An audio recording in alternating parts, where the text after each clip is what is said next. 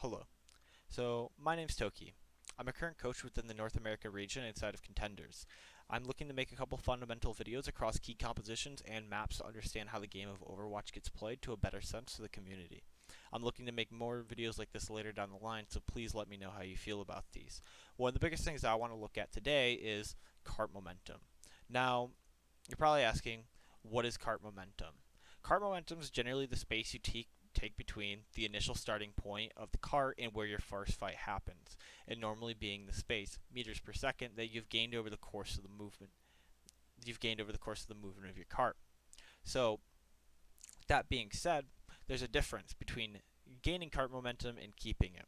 Now, keeping it, ideally, we always want to keep fights at a constant 20 to 30 meters off the kart, generally with a solo pusher. This allows you to always keep the fight away from the kart, preventing contests.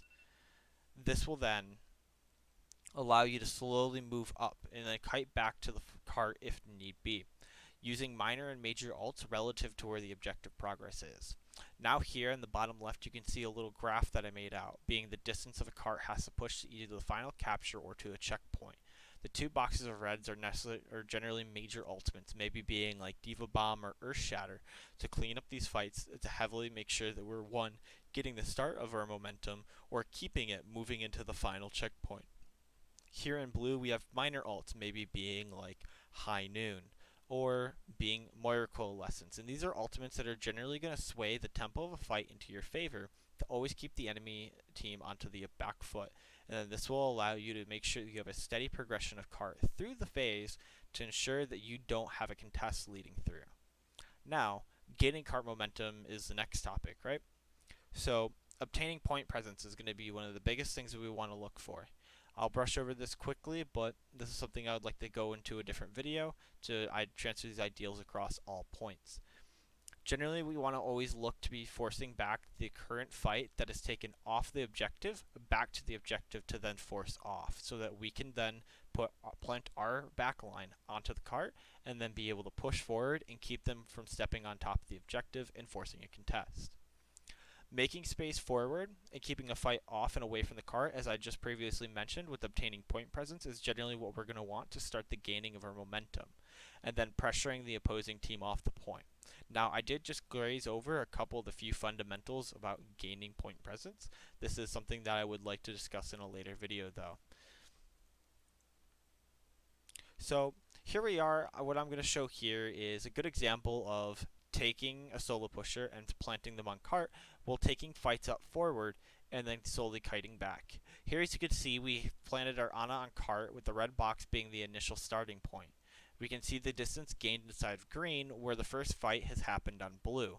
As we take kites back slowly over the course of the time, we slowly move back into our Ana's LOS range and are able to take the fight back as a 6v6 if we have not gained a 1-man or a 2-man advantage.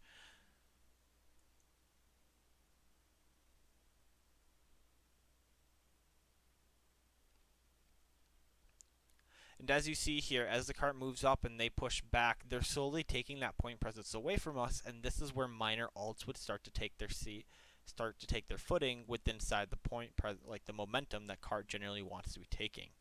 So, the next question is, who's generally going to be the solo pusher? Solo pushing generally is always going to be support line dependent, so taking an account of to their effective range. Ana Lucio, we should be seeing the Ana push cart, and why is that?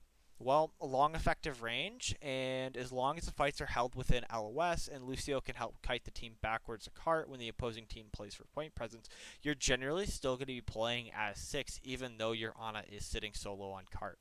You're still getting that effective range. So let's go to something a little bit harder. Brig Lucio. Now, I want you to take a second and I want you to say who you think needs to be solo pushing cart and why. I'm going to let you guys pause this and I'm just going to move right forward. So generally we want to be seeing Brig push this cart. And why is that? Brig still has armor packs available to her, and she can still extend those over crosses of various ranges and still be able to supply that healing. And then once the fight closes back to cart, she can still proc her Inspire. The reason we have Lucio play so far up rather than Brig is because we still are able to do the same concept of what we had with Ana Lucio and still have that kite backwards. So we still have tempo always within our control. We're never going to let them push on top of us and push past our tank line. They want to push onto our tank line, we take steps back. And then so forth. If we want to push them forward, they have to take those steps back with their Lucio. So understanding that, we can now transfer those kind of fundamental ideals. Now let's take a look over to Bap Zen, who generally wants to be solo pushing kart. Generally the Zen, right?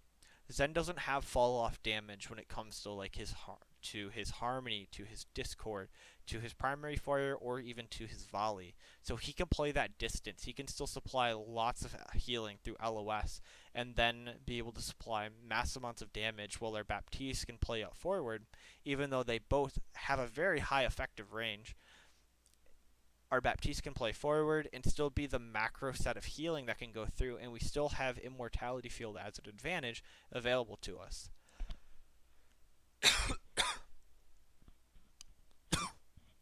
Now,